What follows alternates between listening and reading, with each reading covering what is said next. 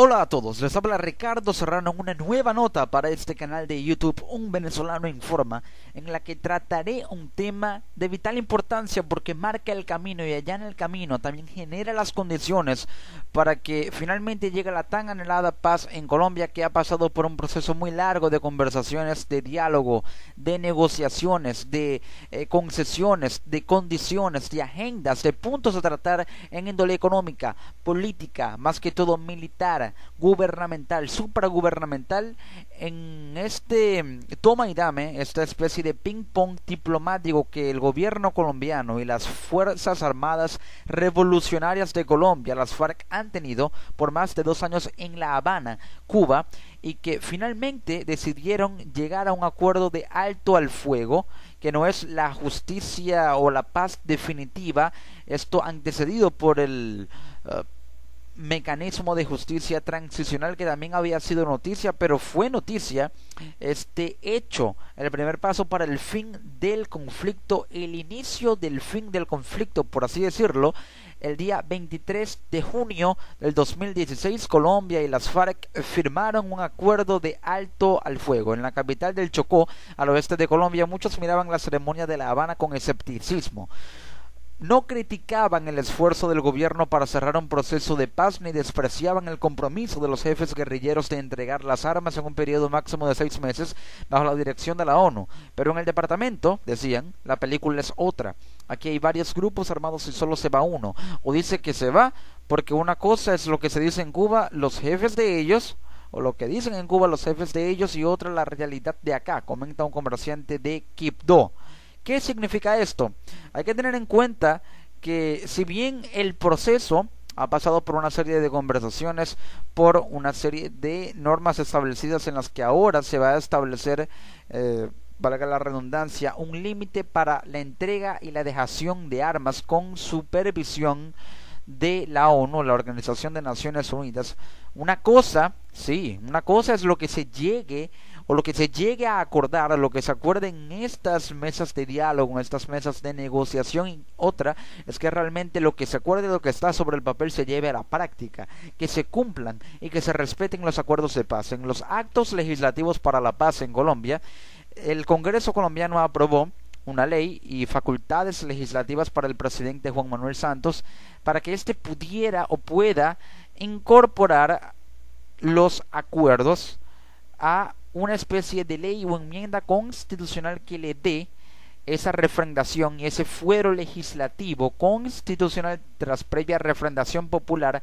a los acuerdos, para que tengan carácter,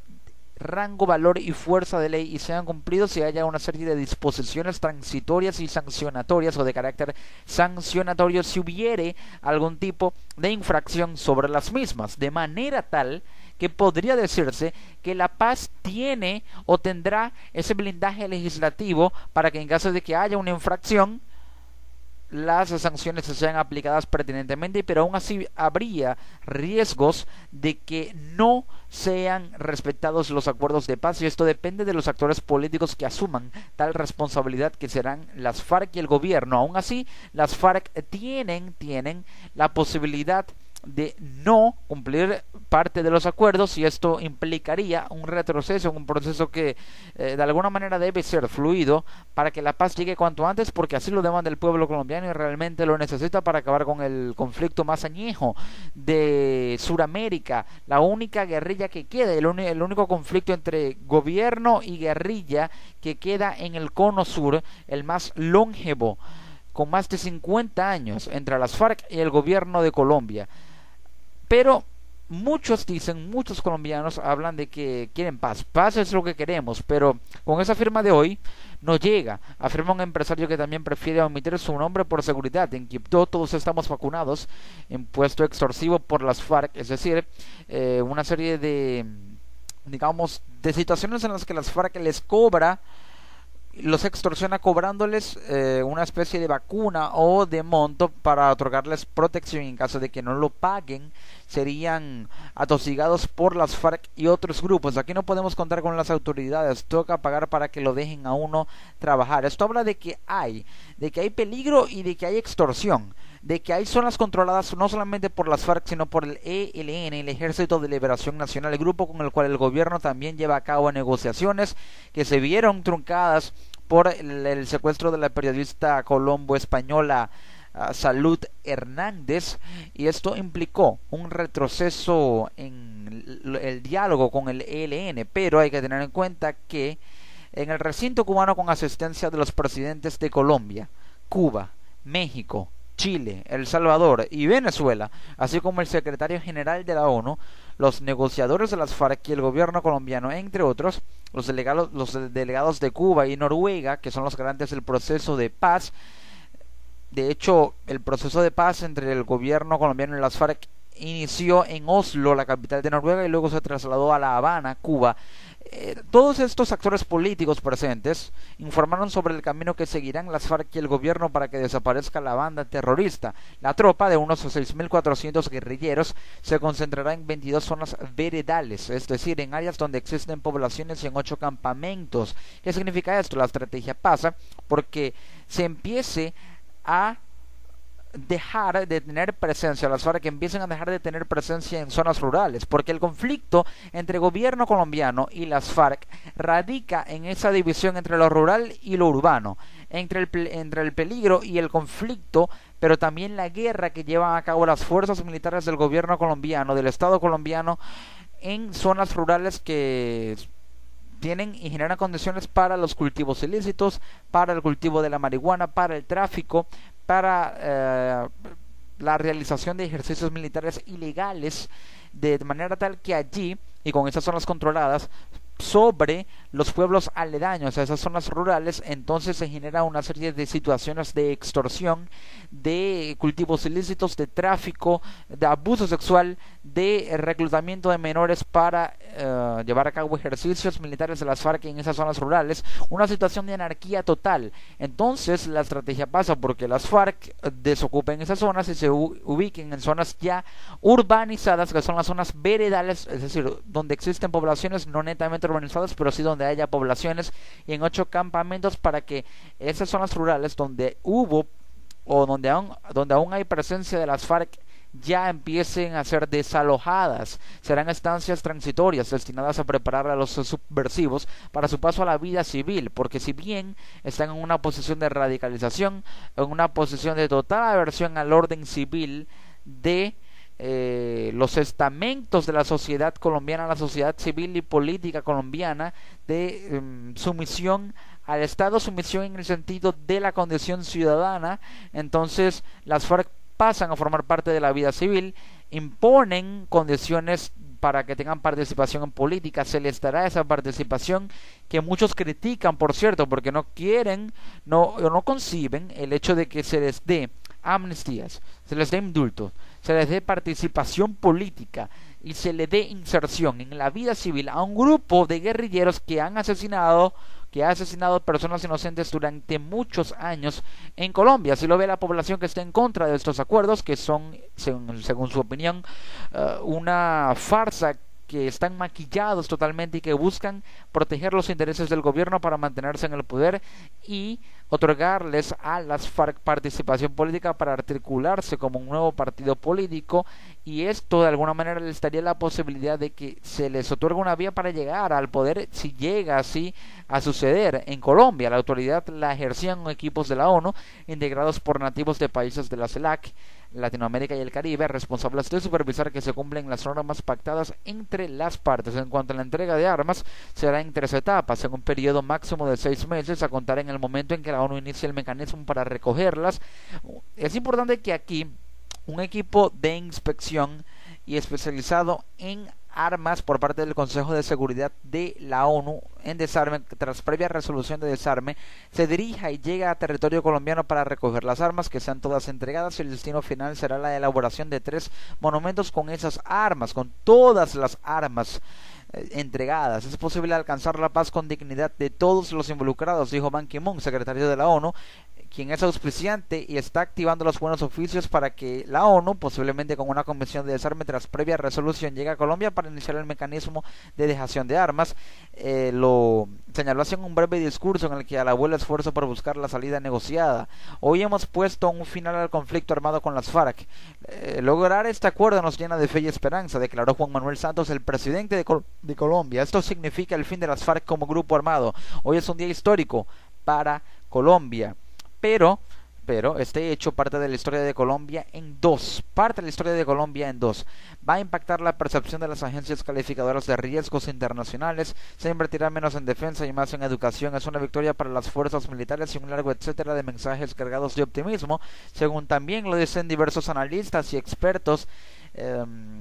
quienes también hablan de que los acuerdos quedaron integrados en el bloque constitucional, por lo que solo podrán modificarlos una asamblea constituyente o una abrumadora mayoría parlamentaria. Por ello tienen ese fuero constitucional que le otorgan un carácter jurídico de rango, valor y fuerza para ser infranqueables en caso de una posible derogación,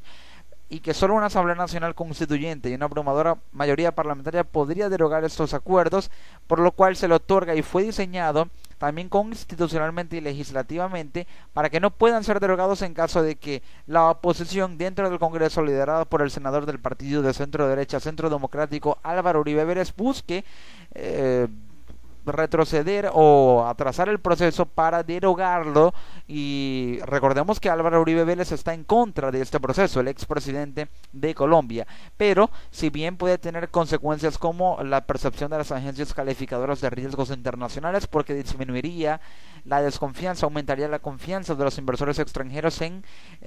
inversión extranjera directa en estos campos de cultivo y zonas rurales para proyectos de infraestructura. Al no haber presencia guerrillera, podría aumentar la confianza. También se invertirá menos en defensa y más en educación. El presupuesto militar ya estaría menos concentrado en combatir a las FARC, porque ahora ya no habría conflicto y podría ser destinado en educación. Bien, unas fuerzas militares más diversas, un escenario político que será o está muy crispado, pero que podrá tener un ambiente más diverso. Sin duda alguna,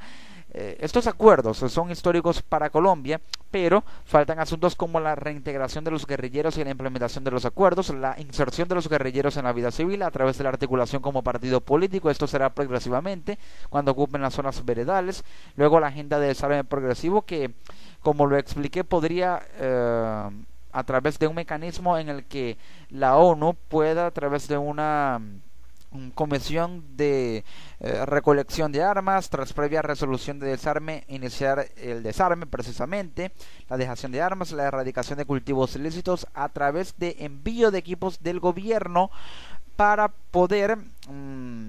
erradicar y extinguir estos cultivos ilícitos o reorientarlos a la administración lícita de los mismos. El cumplimiento de los acuerdos y reformas políticas es un asunto importante. A través de la referendación popular, un referendo consultivo en el que la gente avalará o no el acuerdo o el conjunto de acuerdos, podrá dar inicio a reformas políticas, la ley de partidos, una nueva inserción del partido político o el hipotético partido político de las FARC en el escenario político colombiano, la aplicación del mecanismo de justicia transicional, reparación de víctimas, indemnización, los indultos para delitos políticos, no delitos de lesa humanidad, por supuesto, pero hay que tener en cuenta que hay detractores, porque ellos alegan que se cometieron crímenes de lesa humanidad y se les está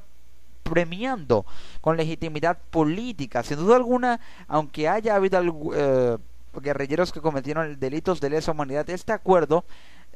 se concentra en una paz orientada a, de alguna manera, tratar de olvidar esos problemas de los delitos de lesa humanidad y